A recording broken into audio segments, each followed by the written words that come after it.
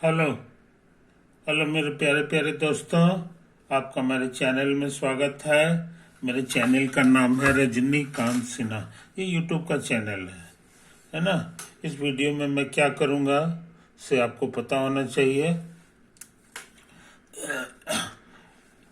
इस वीडियो का टाइटल है स्पेशल रिलेटिविटी।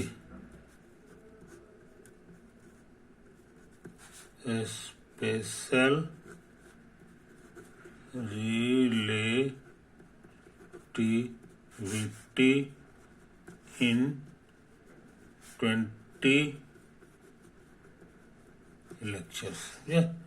तो हम इस पे 2 वीडियो अपलोड कर चुके हैं, जिसमें एक वीडियो में जो है मैं खुद आया हूँ, इसमें आपको क्या काम करना है उसके बारे में बताया। और सेकंड वीडियो जो है हमारा यही था, ये भी मैं कर चुका हूँ। इसमें हम नोटेशंस के बारे में सिखाए थे, समझे। इसमें रिपीटेड इंडेक्स जो होता है, रिपीटेड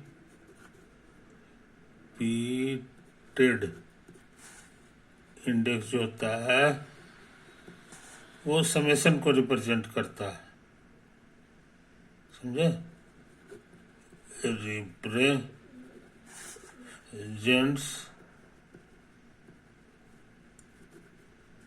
समेशन ओवर 0, 1, 2, 3, ये वाला काम कर चुके हैं। तो ये सब कर चुके हैं। तो आज हमारा क्या प्रोग्राम है सो समझ लो। आज हमारा प्रोग्राम है लॉरेंज ट्रांसफॉर्मेशन सीखने का। Lorentz transformation from one space time coordinates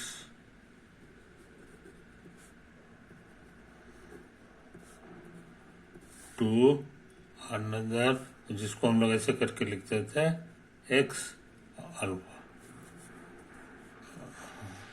alpha to another space time coordinates x dash alpha, समझे। तो ये आपस में कैसे ट्रांसफॉर्म करता है उसी के संबंध में हम बात करने आए। तो पहले डेफिनेशन समझ लें। डेफिनेशन समझ लें। देखो यहाँ पे डेफिनेशन लिखा हुआ है, यहां से हम लोग काम कर रहे हैं। Suppose capital gamma alpha beta is a constant, जहां अल्फा जो है कुछ भी हो सकता है, 4 तरह का वैल्यू 0, 1, 2, 3, और बीटा भी हमारा 4 तरह का हो सकता है, 0, 1, 2, 3, है कि नहीं। तो ये है। तो इस तरह की कुल मिला के 16 कॉन्स्टेंट्स हो गया। और उसके बाद हम लोग, ये भी मेरा कांस्टेंट है ए अल्फा, जहां अल्फा हमारा 4 हो सकता है। तो कहने का मतलब ये हो गया कि ये 4 है, ये 4 है, तो कुल मिला के 4 चौके 16 तरह का चीज है। और 4 तरह का ये होगा, 0, 1, 2, 3, 4 करेंगे तो 4 तरह का। तो कुल मिलाकर के यहाँ 4 गुने 4 प्लस 4, यानी 16, 4, 20 पैरामीटर्स हैं यहाँ पर, पैरामीटर्स। अच्छा, तो ये समझ लो, यही चीज है। और इसके बारे में यह लिख दिया है कि ये जो है ना इस नियम का पालन कर रहा है। ये एक इक्वेशन है, इसमें गौर से देखो। तो ये जो है ना, इसमें 2 ठो रिपीटेड है। अल्फा अल्फा जो है रिपीट कर रहा है कि नहीं। आप बीटा बीटा रिपीट कर रहा है। तो रिपीट वाले को हम लोग डमी इंडेक्स भी कहते हैं। रिपीटेड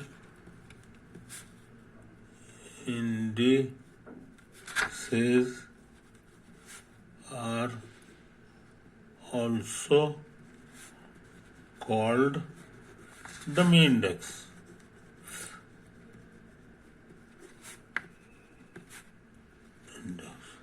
समझे? इस चीज में डमी का मतलब होता है, डीफ मतलब होता है बहरा, और डमी का मतलब गूंगा। ये गूंगा है। गूंगा का मतलब हो गया कि इसकी जगह पर अब हम किसी को भी रिप्लेस कर देंगे, है कि नहीं? जैसे ये अल्फा यहाँ पर रिपीटेड हो गया तो ये डमी हो गया, तो ये जो अल्फा की जगह हम कुछ भी दूसरा चीज भर दे सकते हैं, है ना? कोई म्यू भर दिया, न्यू भर दिया, इटी से भी भर सकते हैं। समझे कि नहीं? ये हम सिखा चुके हैं, क्योंकि उससे कोई हर्जा नहीं है, क्योंकि फाइनल आंसर में अल्फा गायब हो जाएगा क्योंकि ये रिपीटेड है, अब बीटा भी गायब हो जाएगा क्योंकि बीटा भी रिपीटेड है। बच जाएगा तुम्हारा ये गामा और डेल्टा। तो यही जो गामा डेल्टा जिंदा रहता है तो उसी को यहाँ इक्वेशन ये कर दिया गया। समझे कि नहीं? तो ये तो है कहानी। तो गामा डेल्टा बदलते जाएंगे तो इक्वेशन भी मेरा बदलता जाएगा। तो ये कुल मिलाकर के कितने इक्वेशन हो गए? तो 16 इक्वेशंस हो गए। चर्चों का 16 इक्वेशंस को ये अकेले इतना सा में लिखा हुआ, सोच लो। तो ये आइंस्टीन का दिमाग था जिसने ये ट्रिक लगाया, क्योंकि भाई उतना 16 इक्वेशन लिखेंगे तो मेरा हालत खराब हो जाएगा, हमको तो बहुत सा काम करना है कि नहीं? तो उन्होंने ये ट्रिक लगाया कि यही सब रिपीटेड वाला ट्रिक लगाएंगे तो हमको इस 16 पचक करके सिर्फ इतना सा में लिखा जाएगा, 16 इक्वेशन, है कि नहीं? हाँ, ये इक्वेशन जो है 16 ठो जो है ये कौन कौन है, इसको देखना होगा। तो उसी में कभी कभी क्या होता है, एक ही इक्वेशन 2 बार आ जाता है, तो वो इंडिपेंडेंट इक्वेशन नहीं हो गया। खाली कहने को यहाँ से लग रहा है 16 है, लेकिन हो सकता है कम हो। तो ये कितने कौन कौन है, ये सब हम धीरे धीरे देखेंगे, ये हम धीरे धीरे देखेंगे, है कि नहीं? तो ऐसा करते हैं, इसके संबंध में कुछ और बातें कर लेते हैं, इसको फैला लें। यही हमारा इक्वेशन लिखा हुआ है, कैपिटल गामा अल्फा, ये स्मॉल गामा है, ये बीटा है, और ये क्या है जी? डेल्टा। आई बराबर ईटा, आई ये वाला है। अच्छा, यहाँ पर एक चीज छूट गया, अभी और है, ईटा अल्फा बीटा, ये सब चीज का प्रोडक्ट है, और ये हमारा दे रहा है गामा डेल्टा। समझे? ये कुल मिलाकर के जो है, कुल मिलाकर के 16 इक्वेशंस हैं, 16 इक्वेशंस। तो हम लोग इंडिपेंडेंट इक्वेशन पता लगा लें, है कि नहीं?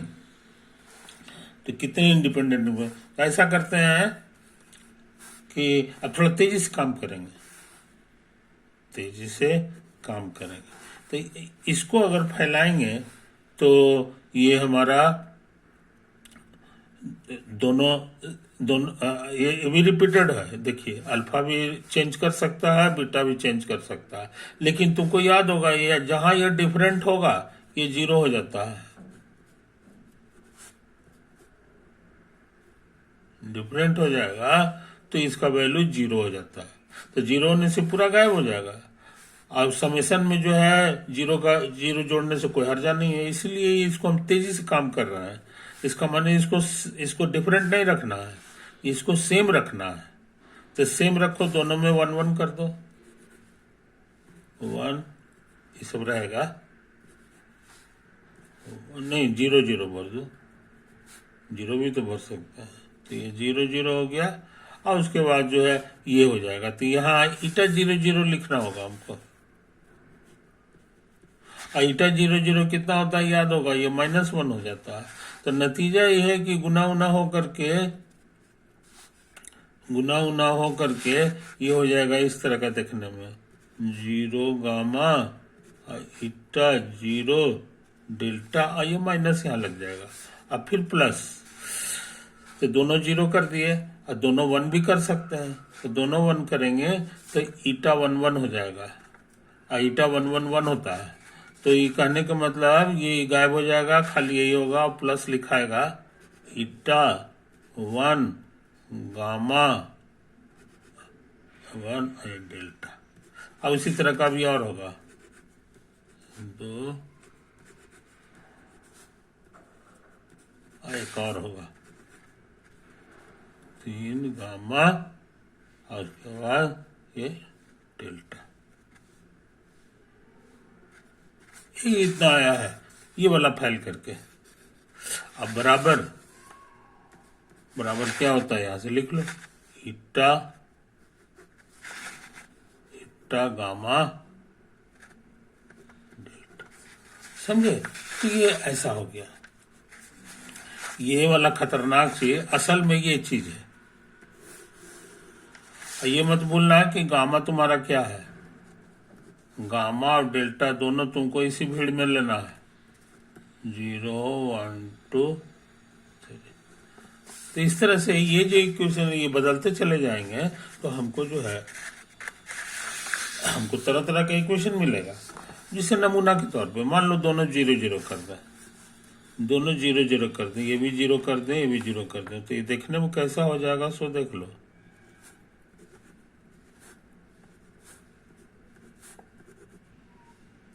यहाँ भी 0, यहाँ भी 0 है कि नहीं। अब इसी तरह यहाँ भी होगा, यहाँ भी होगा। अब हम हाथ दर्द कर रहा और यहाँ भी 0 0 करना होगा तो ईटा 0 0 हो जाएगा तो होता है -1 के बराबर। समझे? ये चीज समझ लो। कहने का मतलब क्या हो गया जनाब कि ये जो है ना सच पूछो तो ये होल स्क्वायर है।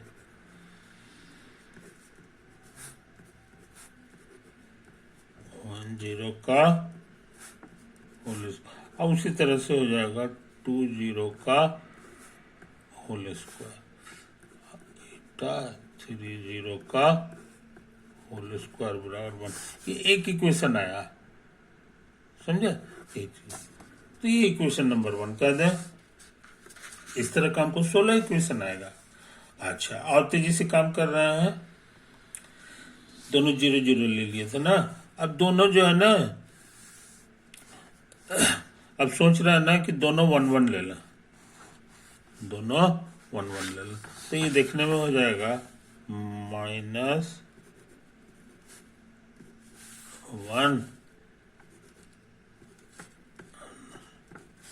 प्लस ये हो जाएगा तुम्हारा 1 1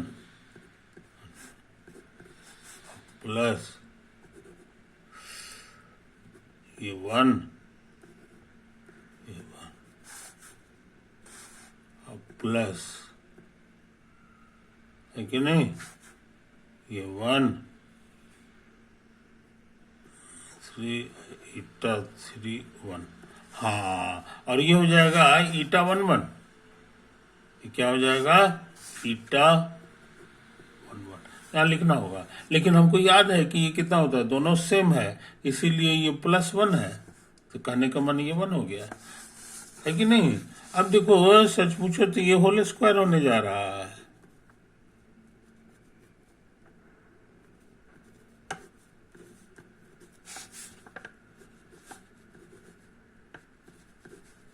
का होल स्क्वायर प्लस ये है नहीं गड़बड़ हो गया का जी। नहीं ठीक तो है यहाँ भी 1 है और उसके बाद यहाँ हो जाएगा ईटा 1 और ये 2 का होल स्क्वायर एक और होगा ईटा 1 3 का होल स्क्वायर बराबर 0। नहीं 0 नहीं आया है ये 1 आया है। तो 2 इक्वेशन हमको मिल गया। अब इसी तरह का और मिलेगा। दोनों 1 1 किए थे वैसे ही दोनों 2 2 भी करो तो ये 2 कर दिया। एक इक्वेशन इसका भी मिलेगा एक और मिलेगा।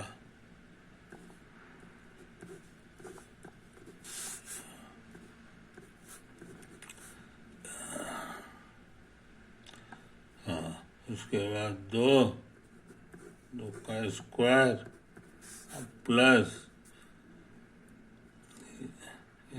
3 ये 2 का स्क्वायर। यहाँ पर लिखना होगा ये जैसे यहाँ लिखते थे ना 2 रखे हैं ना तो हमको यहाँ पे लिखना होगा eta two two, eta two two भी याद होगा, ईटा टू टू भी हमको याद है ये 1 होता था +1, तो ये भी 1 हो गया। तो कहने के माने तुमको एक इक्वेशन ये भी मिल गया, एक इक्वेशन ये भी मिल गया। तो ये 3 इक्वेशन हो गया, 3 इक्वेशन हो गया, एक इक्वेशन, 2 इक्वेशन, 3 इक्वेशन। अच्छा, एक और मिलेगा, ये 2 के बजाय यहाँ 3 भर दो, ये 3 भर दो। अब हम कितना लिख रहे हैं, हाथ दर्द कर जाएगा, है ना, ये भी 1 होता है। तो ये 4 इक्वेशन हो गया तुमको, ये 4 इक्वेशन मिल गया। अच्छा, और देखो एक बढ़िया बात, ये चारों डिफरेंट है, ये चारों डिफरेंट है इक्वेशन। आप सोच रहे हैं ना कि यहाँ पे हम लोग भर दें 1 और 2, क्या भर दें 1 और 2, तो ईटा 1 2 क्या होता है याद होगा, ये 0 होता था। तो कहने के मैंने तेजी से काम कर रहा है, ये 0। अब 1 2 भर दो इसमें गामा डेल्टा के जगह, तो आ जाएगा -0 1 और 0 2, है कि नहीं, 1 1 2,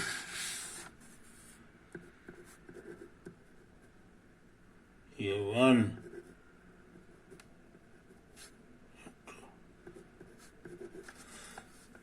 है ना, इसमें भी भरो ईटा 2, हाँ यहाँ पे 1 2 भरना होगा, तो 1 2 भरेंगे तो ये 0 बन जाता है, हम लोग को पता है, ये 0 हो गया। तो एक इक्वेशन और मिल गया, समझे कि नहीं, तो ये हो गया। अच्छा, अब कोई लड़का ऐसा भी कर सकता है कि इसमें 1 2 के जगह 2 1 भर दो, ये 2 है और ये मेरा 1 है, तो देखने में कैसा हो जाएगा, सब तेजी से काम करो, 2 1, तो ये हो जाएगा माइनस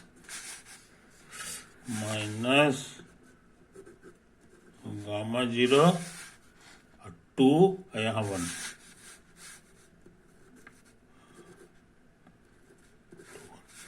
फिर प्लस, यहाँ भी 2 1 आ जाएगा,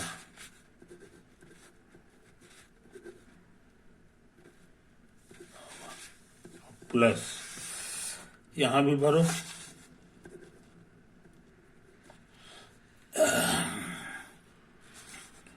तो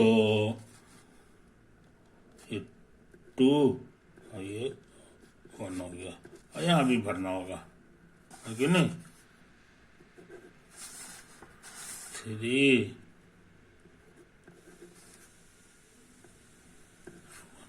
बराबर, तो यहाँ भी 2 1 भरेंगे, तो ईटा 2 1 हमारा डिफरेंट है, ये ईटा 2 1 जो है डिफरेंट है गया, तो ये भी 0 देगा, समझे। तो एक और इक्वेशन तुमको मिल गया, एक और इक्वेशन मिल गया, है कि नहीं। एक बार 1 2 भरे थे तो ये मिला था, और 2 1 भर दिए तो ये मिला, समझे। तो यहाँ पे आप दोनों को जरा बढ़िया से मन से मिलान करो, ये देखो ये दोनों एक ही चीज है, यहाँ इनटू है, तो चाहे इधर लिखो चाहे इधर लिखो एक ही बात है, ये दोनों भी लगता है सेम चीज है, इसको इधर लिख दो इसको इधर कर दो तो यही आ जाएगा, ये दोनों सेम है, ये दोनों सेम है और ये भी सेम है कहने का माने ये अलग अलग इक्वेशन नहीं है, ये सेम इक्वेशन है, सेम इक्वेशन है, इसीलिए एक ही चीज 2 बार लिखने की क्या जरूरत है, तो इसको हटा दो, इसको हटा दो, समझे कि नहीं। तो इस चीज को समझ लो, इस चीज को समझ लो, तो यही हाल है। अब ये 1 2 भर दिए, है कि नहीं, 1 2 के बाद कोई लड़का अब 2 3 भरेगा, तो उसको भी एक इक्वेशन मिलेगा, इस बार अलग इक्वेशन होगा, समझे कि नहीं, ये हो जाएगा। और 2 3 के बाद 3 1 भर दो, 3 2 मत भरना, 3 2 भरोगे तो फिर यही चीज आ जाएगा, 3 2 आ गया। तो कहने का मतलब क्या हुआ जनाब कि ये 3 1 हो गया, है ना। तो 1 2 2 3 और 3 1 का इक्वेशन तुमको मिल गया, तुमको मिल गया। इतने तरह का है, तो कहने का मतलब ये हो गया कि ये 16 इक्वेशन में से तुम्हारा जो है कुछ इक्वेशन है वो रिपीट कर गया, कुछ इक्वेशंस तुम्हारा रिपीट कर गया। तो किए को रिपीट किया है सो देखो, तो एक तो तुम्हारा 1 2 के कारण हो गया, 2 1 हो गया, ये हो गया। अच्छा और 1 0 भी तो भरा सकता है, समझे कि नहीं? तो 1 0 वाला भी तो गायब होगा, 1 0 कि ये भी डिफरेंट है तो 0 दे देगा। तो कहने के माने इसके कारण भी होगा। तो ईटा 0 1 भी 0 होता है, तो ये 2 ठो के बजाय 1 ठो हो गया, तो 1 ठो ये भी गायब हो गया। कहने के माने कौन कौन गायब होगा सो समझ लो, कौन कौन गायब हो गया सो देख लो। एक 2 1 वाला गायब हो गया था, 3 1 गायब हो गया था। अच्छा उसके बाद 3 2 गायब हो गया था, और उसके बाद जो है ये 3 ठो ये गायब हो गया था, और उसके बाद 0 1 हो गया ना, उच्च रहेगा, लेकिन 1 0 वही वाला चीज आ जाता है, तो ये भी गायब हो जाएगा। और उसके बाद 2 0 भी गायब होगा, और 3 0 भी गायब होगा। तो हमारा कुल मिला के 6 इक्वेशन है ये, तो 6 इक्वेशन रिपीट कर गया, 6 रिपीटेड इक्वेशंस, रिपीटेड इक्वेशंस, समझे कि नहीं? इसका तुमको हम समझा दिए कि कैसे कैसे रिपीट कर जाता है। अब कुल मिला के 16 इक्वेशन था, तो 16 इक्वेशन में 6 ठो रिपीट कर गया, तो उसको हटा दो, 6 इक्वेशन घटा दिए, तो कुल मिला के 10 इक्वेशन न हुआ, समझे? तो ये जो खतरनाक चीज हम लिखे हुए हैं, ये एक्चुअली 16 इक्वेशन नहीं है, ये एक्चुअली ओनली 10 इक्वेशंस है। इसको बढ़िया से जब फैलाए तो हम लोग यही पाए, समझे कि नहीं? अच्छा, और यहां तुमको सिखा चुके हैं कि कुल मिला के हमारे पास इक्वेशन में 16 पैरामीटर्स हैं, और 16 पैरामीटर्स में से यही इतना 10 को कंस्ट्रेंट हो गया, कंस्ट्रेंट्स, तो 10 को बाधा हो गया। तो कहने का मतलब हो गया नहीं, 10 को बाधा हो गया, तो कहने का मतलब कि 16 में से जो है, नहीं 16 नहीं था जी, सॉरी, 4 को 16 और 4 20 पैरामीटर था। तो 20 पैरामीटर में से ये 10 को कांस्टेंट है, तो 20 ठो में 10 ठो घटा दो, 20 माने 10, तो कुल मिला के 10 है ना, हो गया। तो 10 पैरामीटर है बस, इंडिपेंडेंट पैरामीटर्स, इंडिपेंडेंट पैरामीटर्स इसके अंदर है कि नहीं? तो लॉरेंस ट्रांसफॉर्मेशन, ये लॉरेंस ट्रांसफॉर्मेशन, लॉरेंस ट्रांसफॉर्मेशन का शक्ल तुमको सिखा दिए कि ये जो है ना, ये mean A transformation tree from one system of space coordinate x alpha to another system of space coordinate इतना, सच दैट कि टी हमारा जो है वो एक्स अल्फा को एक्स डैश अल्फा में भेज दे, और एक्स डैश अल्फा कितना हो गया, तो इतना हो गया, समझे? यही वाला डाटा हम भर दिए, यही वाला हम भर दिए, इसी का नाम है लॉरेंस ट्रांसफॉर्मेशन। तो लॉरेंस ट्रांसफॉर्मेशन जो होता है, यहीं पे लिखा हुआ है, जहां x1 x2 x3 are Cartesian coordinate of the position vector x, ये देखो यहाँ पर वेक्टर की तरह लिखा हुआ है बोल्ड फेस, और x0 का मतलब टाइम t समझते हैं, है कि नहीं? और ये कुल मिला करके अगर जल्दी में रहोगे तो लगेगा कि 16 ठो है, 20 ठो है, लेकिन 20 ठो नहीं है, क्योंकि ये इस इक्वेशन से बंधा हुआ है। तो ये इक्वेशन 1 ठो नहीं है, अगर ये 1 ठो रहता तो 20 के बजाय 1 ठो कम जाता, तो 19 ठो पैरामीटर हो जाता। तो 19 पैरामीटर नहीं है, ये कुल मिलाकर के 16 इक्वेशंस है कि नहीं? इसको बढ़िया से देखोगे तो ये कुल मिलाकर के तुम्हारा जो है ये तो 16 इक्वेशन, जिसमें इंडिपेंडेंट इक्वेशन सिर्फ 10 ठो है। कितने इक्वेशन है? There are only 10 equation. ये हम अभी हम सिखा चुके हैं कि यहाँ जो है 6 ठो रिपीट कर जाता है। इसको बढ़िया से फैलाओगे तो ये कुल मिला के 10 ठो है, समझिए। तो लॉरेंज ट्रांसफॉर्मेशन जो होता है, इसी बहाने हम लोग जान गए कि लॉरेंज ट्रांसफॉर्मेशन जो होता है वो एक्चुअली में कुल मिलाकर के 10 पैरामीटर का होता है। 10 पैरामीटर्स होता है। तो तरह तरह का लॉरेंज ट्रांसफॉर्मेशन में यही जो है 10 अपना अदला बदली करते रहेगा, जिससे किसी पॉइंट को रिप्रेजेंट करना है। तो उसके लिए 3 कोऑर्डिनेट होता है स्पेस में। स्पेस टाइम में 4 कोऑर्डिनेट होता है, x0, x1, x2, x3। उसी तरह से ये जो पैरामीटर है, अथी लॉरेंज ट्रांसफॉर्मेशन है, ये एक्चुअल में जो है 10 पैरामीटर का है। 10 ही इंडिपेंडेंट पैरामीटर। तो जितना इंडिपेंडेंट रहता है उसी से हम लोग, तो इस बात को समझ लो, इस बात को समझ लो, है कि नहीं? तो हमको उम्मीद है कि इन बारीकियों को समझ रहे होगे। अच्छा, यहाँ पर ये बहुत इंपॉर्टेंट चीज है जो हम लोग बड़ी मेहनत करके पता लगाए हैं कि ये 10 ठो है। कैसे 10 ठो है, गिनती कैसे करते हैं, ये हम सिखा चुके हैं।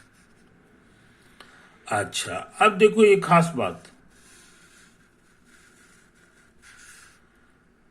The law of nature are invariant under Lorentz transformation. समझे कि नहीं?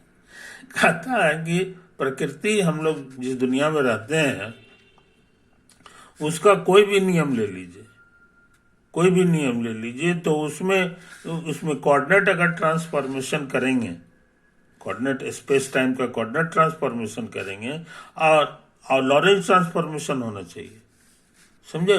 तो वो जो है वो बदलता नहीं है, वो बदलता नहीं, उसका सकल सूरत वैसा ही रहेगा, समझे? इसी का नाम है प्रिंसिपल ऑफ स्पेशल रिलेटिविटी, समझे? अब हम समझ काफी हो गया है। ये हम दिखाएंगे कि इससे पहले जो है क्या था। ये आइंस्टीन का खोजा हुआ नियम है, समझे कि नहीं? उसने कहा कि नहीं भाई, हमारा लॉरेंज ट्रांसफॉर्मेशन ही अद्भुत है। उसके पहले न्यूटन का जो नियम था, न्यूटन वो भी तो नेचर का लॉ है, 3 ठो नियम था। तो उसने पाया कि वो जो है नियम जो है वो इनवेरिएंट है, मगर लॉरेंज के ट्रांसफॉर्मेशन के तहत नहीं। वो एक अलग ट्रांसफॉर्मेशन था, गैलीलियन ट्रांसफॉर्मेशन, है कि नहीं? उसके तहत वो इनवेरिएंट है। तो गैलीलियन ट्रांसफॉर्मेशन क्या होता है कि नहीं? अब कैसे वो इनवेरिएंट है, इसकी चर्चा हम अगले दिन करेंगे, समझे? लेकिन आइंस्टीन कहा कि नहीं भाई, ये सब गलत बात है, न्यूटन गलती करके गया है, हमको ऐसा ही नियम सही होता है कि जो है नेचर का जितना भी नियम है वो सब इनवेरिएंट होता है, लॉरेंज ट्रांसफॉर्मेशन कहते हैं। ये बहुत पावरफुल नियम है। तो यही है स्पेशल थ्योरी का जो आइंस्टीन का था, उसका ये प्रिंसिपल ऑफ स्पेशल रिलेटिविटी यही कहलाता है, समझे कि नहीं? तो इस चीज को समझ लो। तो लॉरेंज ट्रांसफॉर्मेशन हमारे लिए इंपॉर्टेंट हो गया और गैलीलियन ट्रांसफॉर्मेशन फेल कर गया। गैलीलियन ट्रांसफॉर्मेशन इसीलिए आजकल उसको नहीं पढ़ाया जाता है, गैलीलियन ट्रांसफॉर्मेशन गलत है, समझे कि नहीं? क्योंकि गैलीलियन ट्रांसफॉर्मेशन अगर लगाओगे तो तुमको सिखाई दिए हैं कि जो है लाइट का स्पीड जो है अलग अलग ऑब्जर्वर के लिए अलग अलग होना चाहिए, समझे कि नहीं? मगर यहाँ तो सेम आता है। इसका मतलब होता है कि न्यूटन का बात गलत था और लॉरेंज का बात सही। तो ये हम लोग को ये लॉरेंज ट्रांसफॉर्मेशन पे ध्यान देना है। और लॉरेंज ट्रांसफॉर्मेशन का ट्रांसफॉर्मेशन यही है, लेकिन इसमें ये जो लैम्डा है, कैपिटल लैम्डा, वो इस नियम का पालन करता है, इस नियम का पालन करता है। ये कुल मिला के 10 गो इक्वेशंस है ना, ये पतला में लिखा हुआ है, समझे कि नहीं? तो बहुत पावरफुल चीज आज हम सीखे हैं। उम्मीद है मेरे दोस्तों तुमको ये पढ़ाई में अच्छा लगा होगा। है कि नहीं।